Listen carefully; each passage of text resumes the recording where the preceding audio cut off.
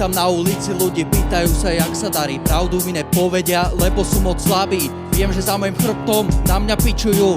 Starať sa o druhých, to naozaj milujú. Stále riešia čo, kedy, ako, kde a s kým. Chceli by o mne riešiť aj kedy spím. Čakajú na vhodný okamžik na rohu, keď sa mi bude dariť, aby ma stiahli dolu. Hovoria o mne sračky všetkým ľuďom. Žiaľ, niektorí veria ich vymysleným bludom. Aspoň niektorí z nich ostali praví a vedia, že nie som taký, jak sa o mne vraví.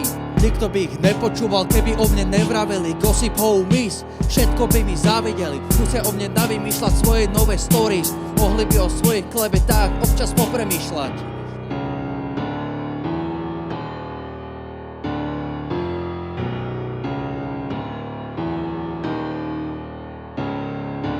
Jediné, čo od nich počujeme chichot. Robia to, keď ma ríšia viac ako vlastný život. Naozaj si myslia, že ma dokázali stičiť, keby vedeli, že ich má maximálne v piči.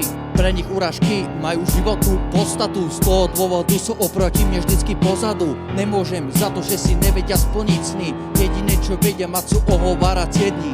Sa im len smejem, že ma potrebujú disiť. Smejem sa aj tomu, ako ma chcú zničiť. Každý z nich má ego na high levely, keď si ich nikto nevšíma, tak sú z toho v prdeli.